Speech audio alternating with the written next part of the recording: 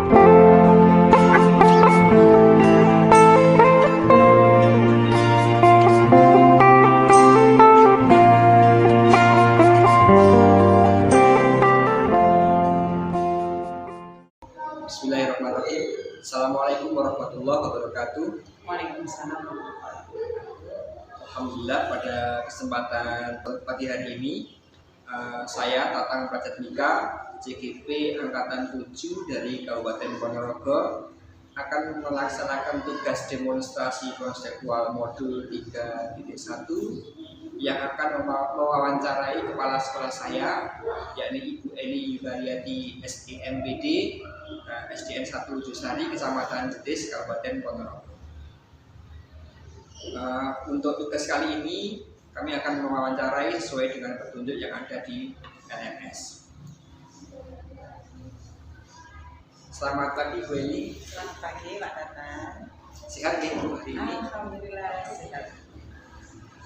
Mohon maaf Ibu, pada kesempatan kali ini saya melaksanakan tugas dari LMS di CGP Angkatan 7, yakni demonstrasi konseptual. Pada kesempatan pada hari ini saya akan mewawancarai Ibu ya. Silakan. Mohon maaf sebelumnya. Yang pertama Ibu ya, selama ini bagaimana Ibu dapat mengidentifikasi kasus-kasus yang merupakan dilema etika atau rujukan moral di sekolah?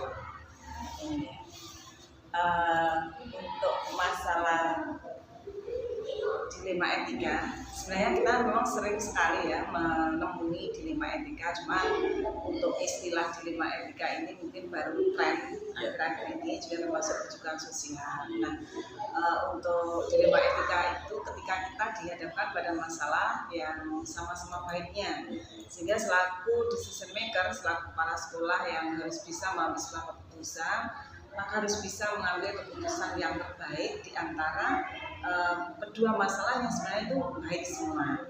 Nah, biasanya saya selain menimbang-nimbang secara pribadi dulu mana yang lebih baik di antara yang baik itu tadi, selanjutnya kalau saya sudah menemukan sebuah titik temu yang menurut saya itu pas, itu nanti akan saya komunikasikan dengan pihak-pihak terkait, tentunya dengan guru, dengan kalau memang harus melibatkan komite ataupun wali murid, ya itu akan kita lakukan.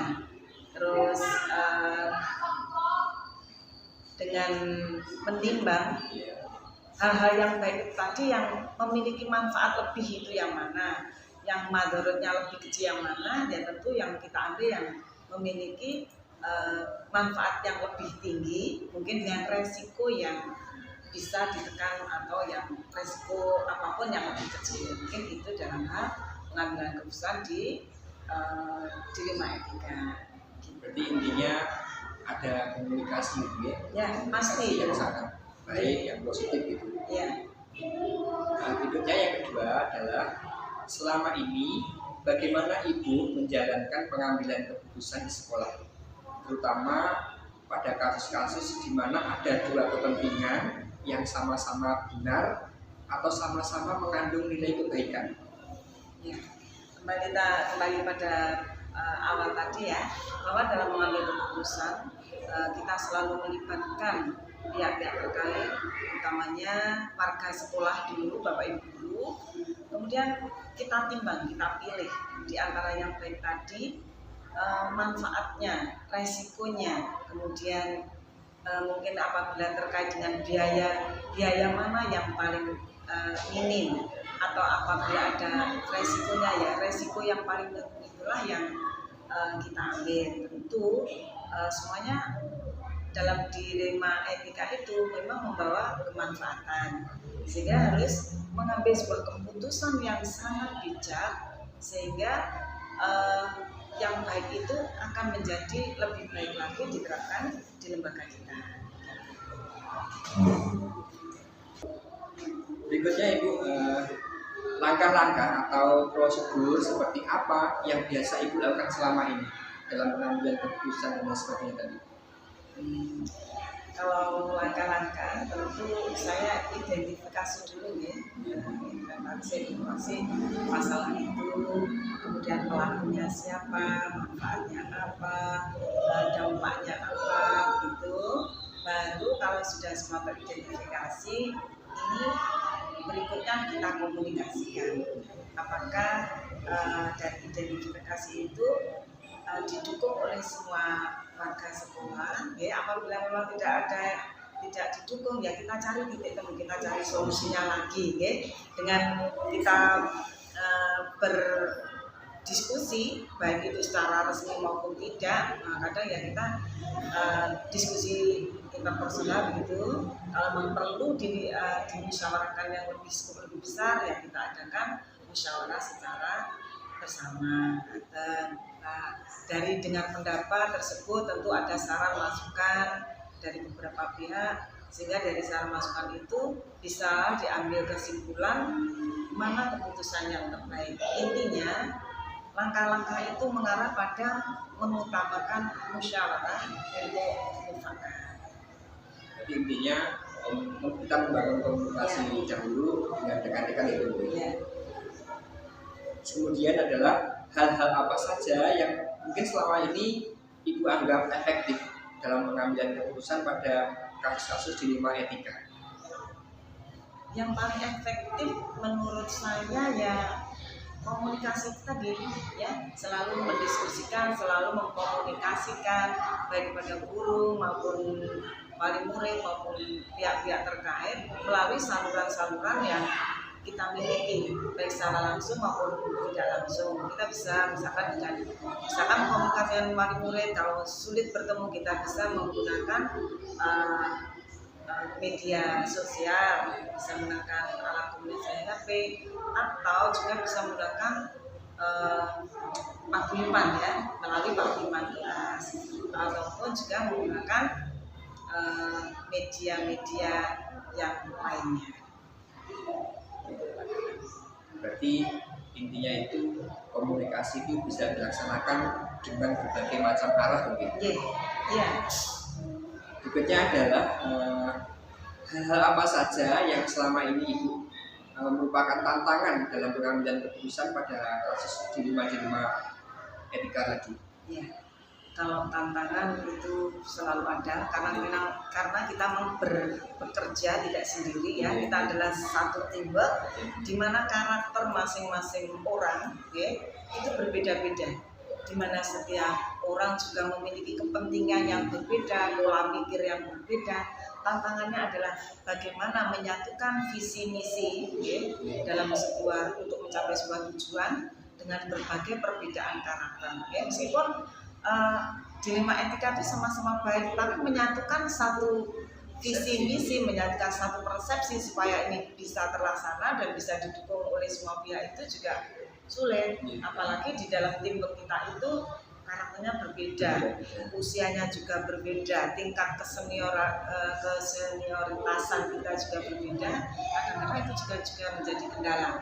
Kemudian perasaan ewo pekewo, ya, karena orang Jawa, ya, kalau sudah berkaitan-kaitan rasa sungkan, sedikit ada rasa takut apabila mengambil misalkan sebuah keputusan yang dianggap terlalu frontal, tetapi sebenarnya itu memang harus diambil. Kadang-kadang memiliki perasaan ragu-ragu juga. Nah, itulah yang harus kita lepis, harus kita lawan sendiri. Berikutnya Ibu, mungkin Ibu memiliki sebuah jadwal atau tata kelola tertentu dalam sebuah penyelesaian kasus dilema etika.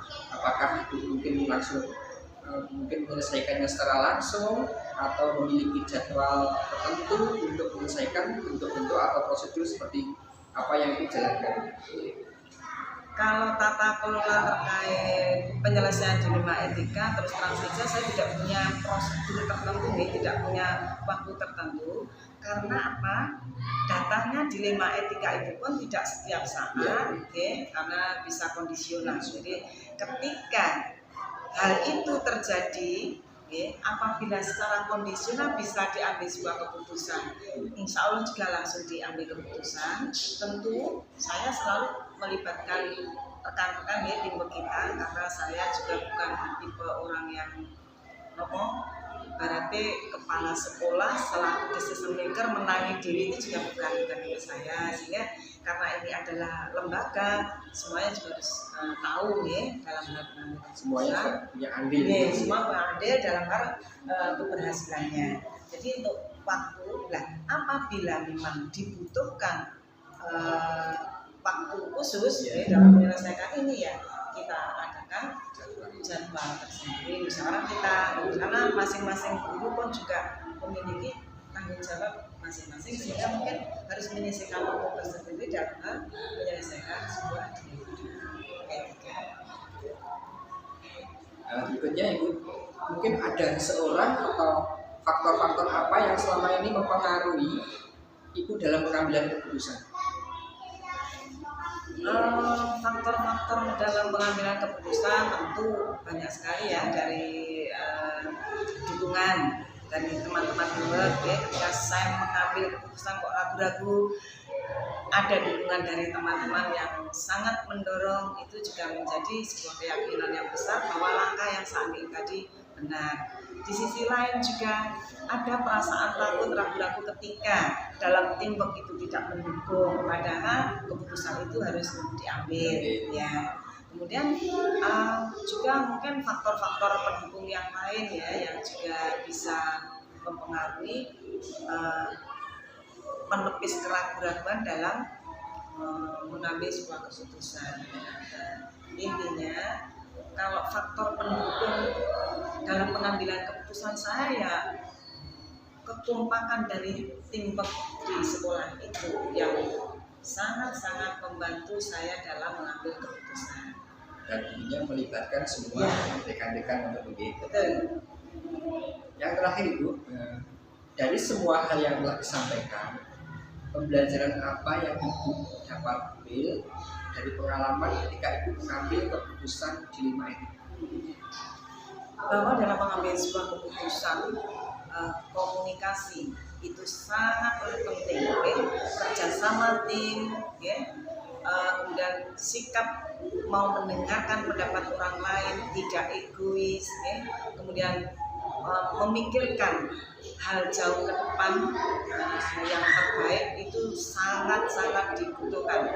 Seorang pemimpin tidak boleh egois, ya. Tidak boleh merasa baik sendiri, merasa benar sendiri, merasa harus diikuti semua pendapatnya. Jadi kita itu bekerja adalah satu tim, dan keputusan tim itulah yang akan kita laksanakan. Bagus sekali.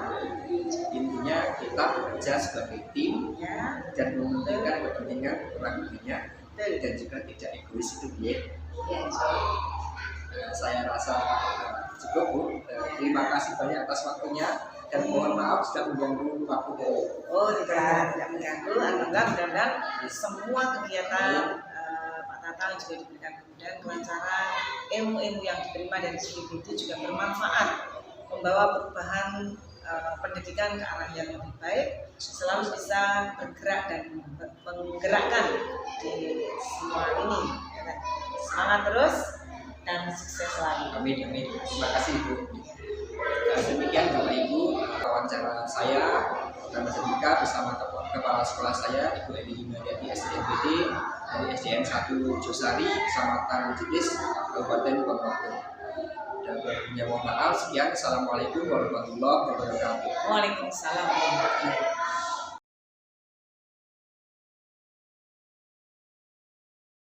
Pada kesempatan yang berbahagia hari ini, saya akan mewawancarai Ibu Kepala Sekolah, yakni Ibu Siti Romatun dari SDN 3 Ngasinan, Kecamatan Jetis.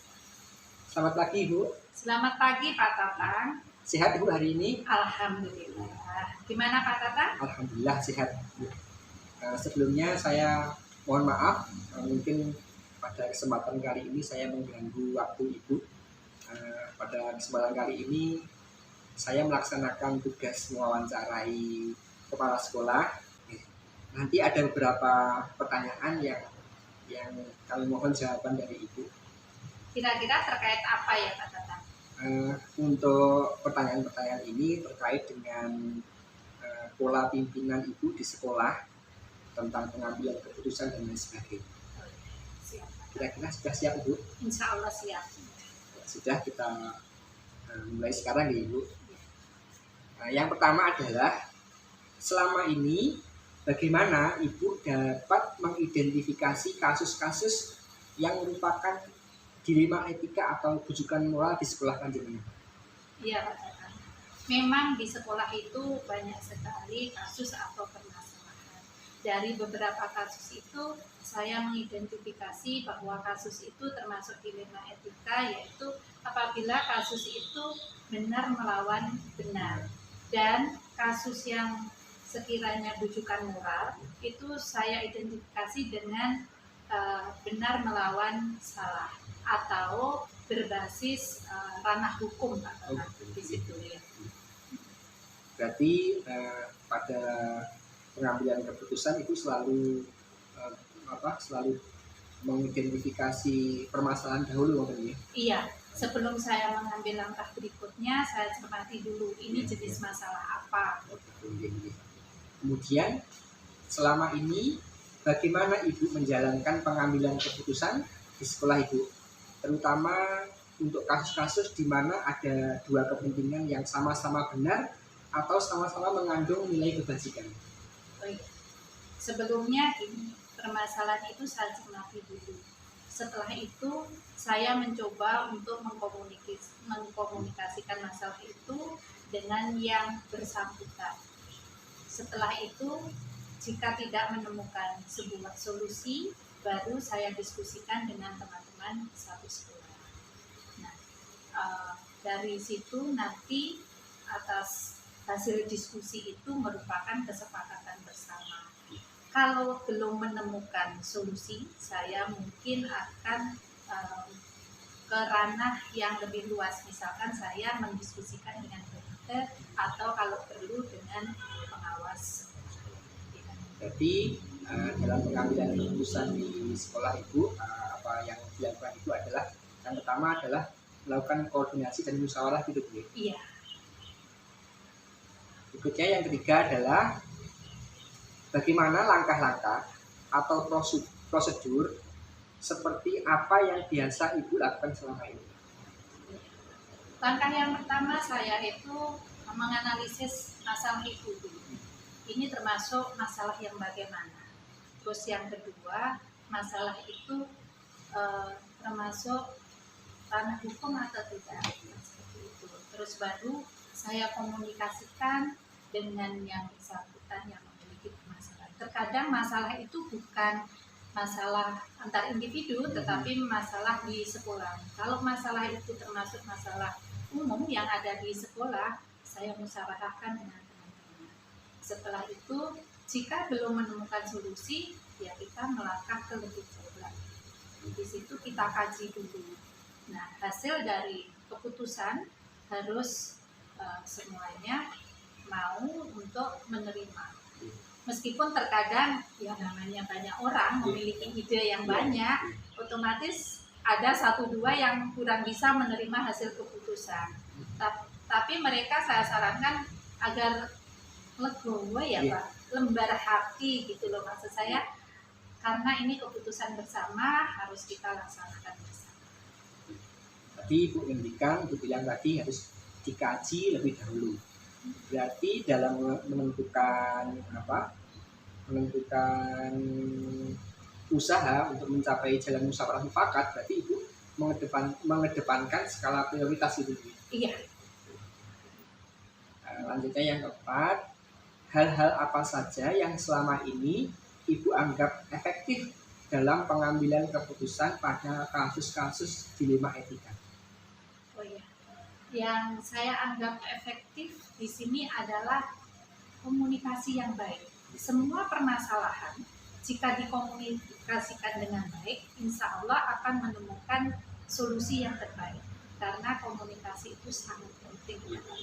Jadi kalau kita salah dalam berkomunikasi, biasanya terjadi miskomunikasi. Kalau miskomunikasi, permasalahan akan semakin runyam. Mungkin tidak akan menemukan jalan keluarnya. Kalau toh menemukan jalan keluar, kemungkinan besar bukan jalan keluar yang terbaik. Selain komunikasi, mungkin apakah Ibu melakukan semisal pengumpulan fakta-fakta itu Ibu? Iya, ya jelas diidentifikasi, Iya, iya. jelas Iya. itu. Ya, hal-hal apa saja yang selama ini merupakan tantangan dalam pengambilan keputusan pada kasus-kasus dilema etika? Tantangan dalam mengambil keputusan dilema etika ini adalah adanya seseorang yang kurang menyetujui dari suatu keputusan. Bagaimana mereka bisa menerima ini dan secara ikhlas mau menjalankan keputusan itu. Kurang legowo gitu? Iya, banyak yang seperti itu. Iya. Tapi kita harus bisa mengkondisikan itu karena apa? Tanpa adanya legowo, ikhlas hati, semuanya tidak akan berjalan dengan lancar. Apapun itu. Bagus sekali. Berikutnya yaitu, apakah Ibu memiliki sebuah tata cara atau jadwal tertentu dalam sebuah penyelesaian kasus dilema etika? Apakah Ibu langsung menyelesaikan di tempat atau memiliki jadwal untuk menyelesaikannya, jadwal yang secara terprogram, atau mungkin bentuk atau prosedur seperti apa yang Ibu jalankan selama ini? Kalau terkait penjadwalan, itu saya melihat dari kasusnya dulu, Pak. Kalau sekiranya kasus itu ringan, saya mungkin langsung menyelesaikan saat itu juga. Ya. Tetapi kalau itu kasusnya agak berat, otomatis saya menjadwalkan untuk mengadakan rapat bersama. Ya. Jadi kondisional Pak, katakan adanya jadwal dan tidak adanya jadwal itu kondisional, Melihat situasi dan kondisi dan melihat permasalahannya juga. Iya. Jadi kalau bisa secepatnya diselesaikan, langsung saya tangani, diselesaikan saat itu. Tapi jika membutuhkan pemikiran yang lebih, maka perlu adanya rapat, saya jadwalkan dulu. Nah, berikutnya Ibu, adakah seseorang atau faktor-faktor apa yang selama ini mempermudah atau membantu Ibu dalam pengambilan keputusan dalam kasus-kasus dilema etika? Iya, faktor-faktor yang mempermudah saya dalam mengambil keputusan dalam kasus dilema etika ini adalah teman sejawat. Tanpa beliau saya tidak bisa melakukan keputusan sepihak karena ini ranahnya dalam suatu lembaga. Jadi bukan lembaga milik saya sendiri, ini lembaga milik bersama. Jadi harus saya selesaikan bersama. Jadi teman sejawat itu adalah partner terbaik saya. Jadi saya tidak bisa berjalan tanpa mereka, mereka tidak bisa berjalan tanpa saya. Saya tidak mau menjadi kepala yang otoritas. Tadi kan Ibu bilang membutuhkan rekan sejawat. Iya. Apakah semua rekan sejawat itu Ibu berikan keluasaan untuk pengambilan keputusan atau beberapa orang saja itu? Saya biasanya merapatkan bersama. Semua memiliki hak yang sama, Pak Tatang. Jadi tidak ada diskriminasi di sini. Semua teman itu saya ajak bicara masalah ini. Yang senior dan junior iya, sama aja nih. Saya padukan. Saya tidak melihat itu senior atau junior. Yang penting solusi dari mereka, solusi yang terbaik untuk sekolah.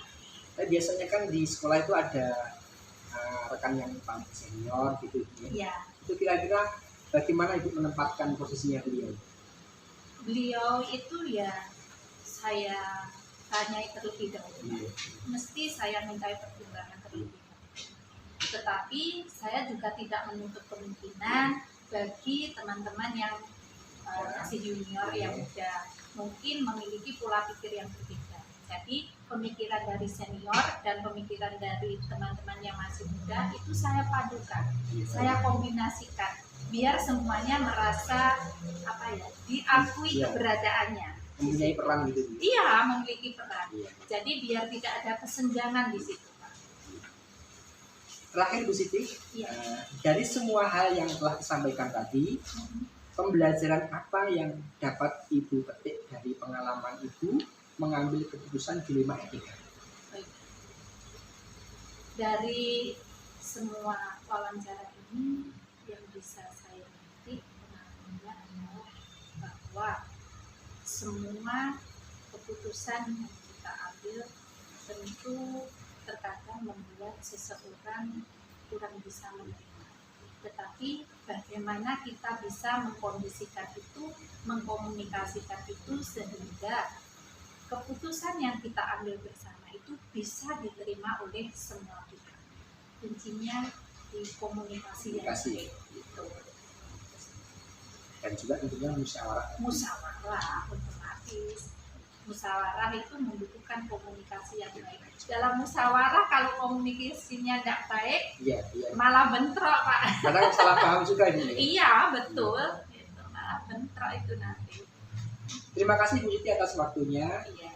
Saya ucapkan sekian, terima kasih banyak. Semoga Ibu selalu sehat, Amin. sehat walafiat. Begitu juga Pak Tata. Amin. Semoga bisa menunaikan tugas CKP dengan baik. Insya Allah, Nanti insya bisa Allah. lulus bersama dengan Amin. baik, dengan nilai yang baik. Dan ilmunya otomatis bermanfaat dan berbagi dengan yang lain. Insya Allah. Alhamdulillah, kegiatan sudah selesai. Dan kami ucapkan terima kasih. Assalamualaikum warahmatullahi wabarakatuh. Waalaikumsalam warahmatullahi wabarakatuh.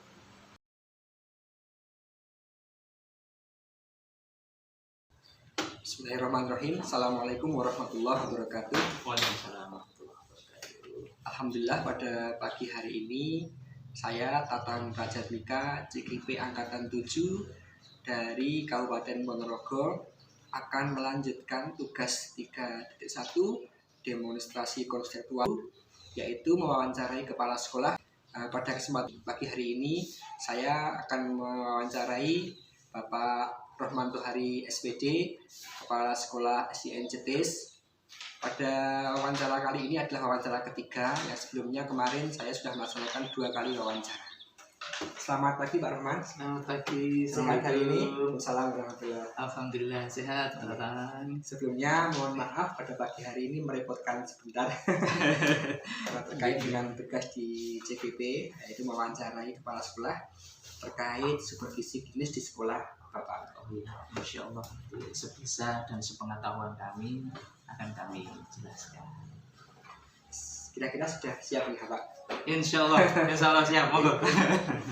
Mohon maaf sebelumnya, yang pertama yang akan kami tanyakan yaitu selama ini bagaimana Bapak dapat mengidentifikasi kasus-kasus yang merupakan dilema etika atau bujukan moral di sekolah panjenengan? Oke, terima kasih Pak Tatang untuk pertanyaan pertama. Jadi dilema etika ini saya pikir merupakan suatu hal ataupun kasus yang sering kita hadapi, apalagi untuk mengidentifikasi kasus ini sebenarnya banyak sekali ya, artinya banyak kepentingan-kepentingan yang muncul bersamaan dalam satu waktu, sehingga kalau kita kelompokkan begitu kayaknya kita dilematis banget. Mungkin ada kepentingan secara individu, bisa juga ada kepentingan mungkin kelompok masyarakat sekolah, dan juga mungkin siswa itu sendiri juga ada kepentingan-kepentingan, sehingga untuk tindak lanjutnya dalam pengambilan keputusan tersebut kita perlu adanya sinergi dengan masyarakat sekolah, intinya bermusyawarah untuk yang terbaiknya. Koordinasi begitu. Iya. Berikutnya yang kedua adalah selama ini bagaimana Bapak menjalankan pengambilan keputusan di sekolah yang Bapak pimpin, terutama untuk kasus-kasus di mana ada 2 kepentingan yang sama-sama benar atau sama-sama mengandung nilai kebajikan.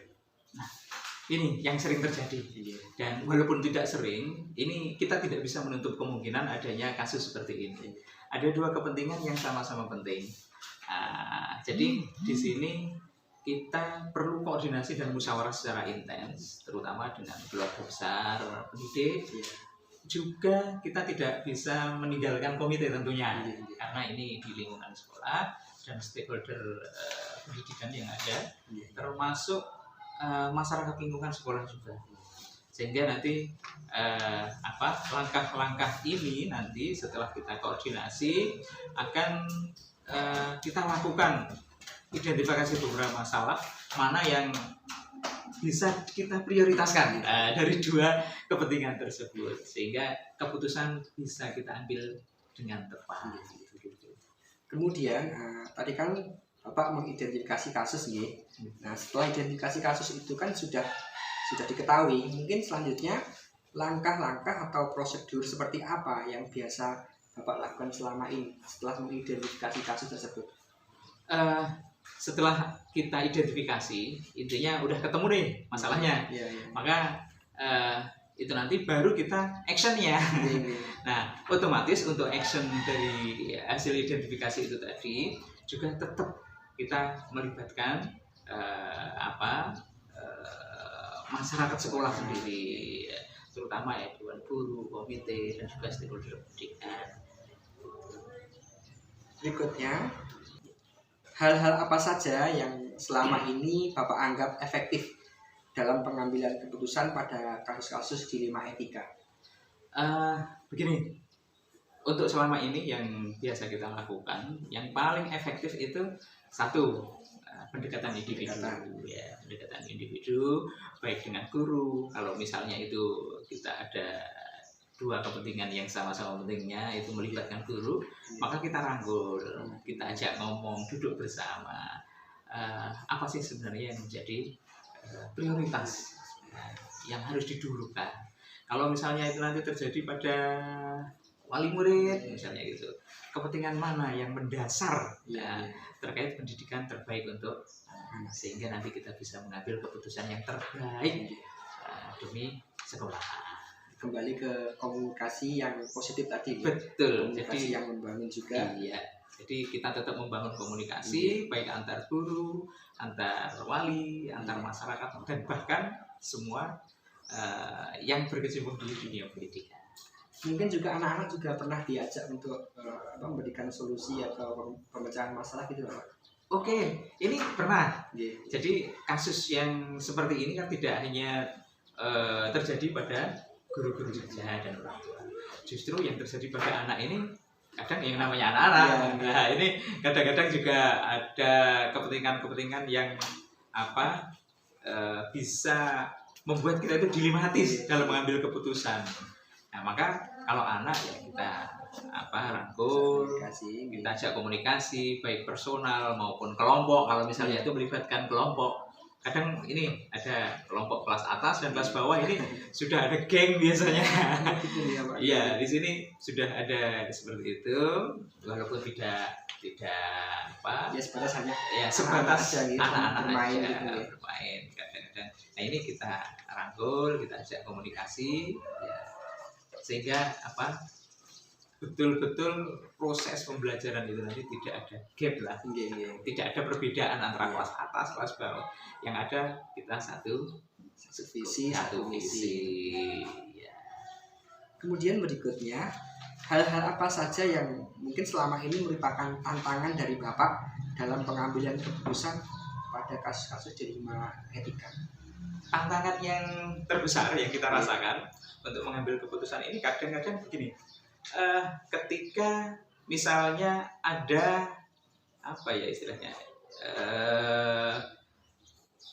guru yang lebih senior misalnya gitu ya saya tidak menutup kemungkinan bahwasanya ya mungkin senioritas di sekolah, unsur senioritas di sekolah itu kan masih tetap ada, dan sebagai orang Jawa kita kan ya masih ada anggah ungguh, betul. Ada ewuh mekewuh dengan yang lebih sepuh gitu.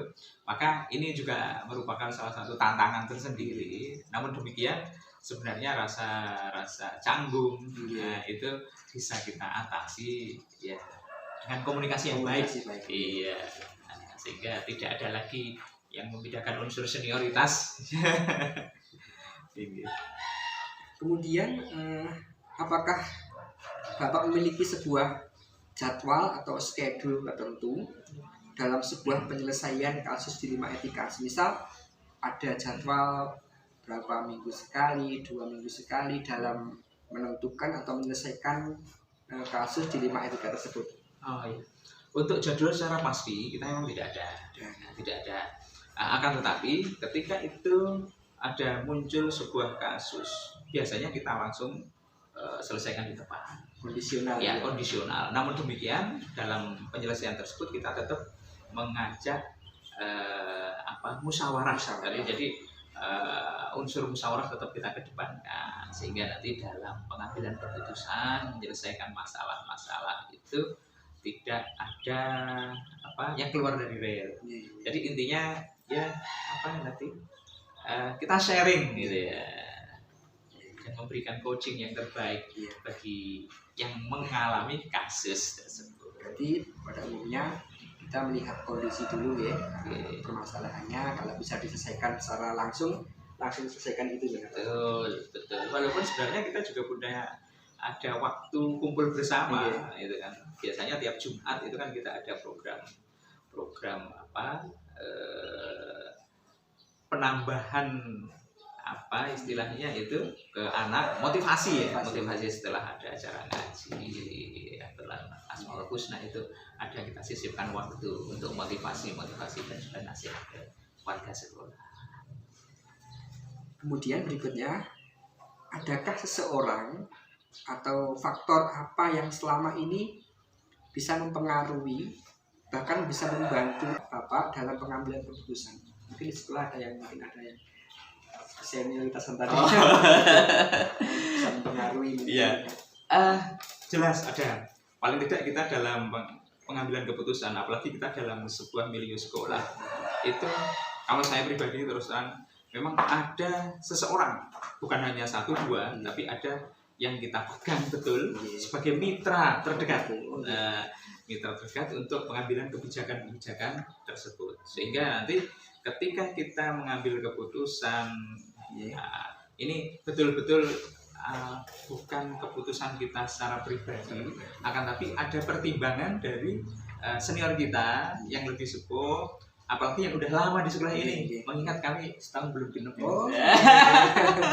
Masih baru ya Pak? Iya betul. Maka kita tidak meninggalkan apa yang sudah berjalan di sekolah ini. Kemudian yang terakhir Bapak, dari semua yang telah disampaikan tadi, kira-kira pembelajaran apa yang bisa Bapak petik dari pengalaman Bapak sendiri dalam mengambil keputusan? Oke, terima kasih. Pembelajaran yang paling berharga terkait pengambilan keputusan, apalagi terkait dilema etika ini, yang jelas kami merasakan bahwasanya kebersamaan itu penting. Kebersamaan dalam segala hal, kebersamaan dalam mengambil keputusan, kebersamaan dalam mengidentifikasi berbagai macam kasus, dan bahkan kebersamaan dalam hal coaching dengan anak-anak maupun dengan teman-teman tenaga pendidikan. Sehingga dengan kebersamaan ini kita bisa membangun sinergitas sekolah, membangun sinergitas lembaga dengan berbagai macam stakeholder pendidikan yang ada di sini, mulai dari komite, dewan guru, wali murid, dan bahkan dengan perangkat desa. Perangkat desa juga. Berarti dari apa yang Bapak sampaikan tadi, yang poin utamanya adalah kebersamaan dan juga komunikasi yang positif tadi ya Pak. Betul. Karena tanpa ada komunikasi dan kebersamaan, mustahil kita akan bisa mencapai sebuah tujuan yang mustahil visi dan misi sekolah itu bisa tercapai. Terima kasih Bapak atas waktu dan kesempatannya. Mohon maaf sekali lagi mengganggu waktu dari panjenengan. Saya rasa ini sudah cukup wawancaranya, sudah selesai, sudah gamblang semuanya. Saya akhiri, terima kasih. Assalamualaikum warahmatullahi wabarakatuh. Waalaikumsalam warahmatullahi wabarakatuh. Terima kasih atas waktunya.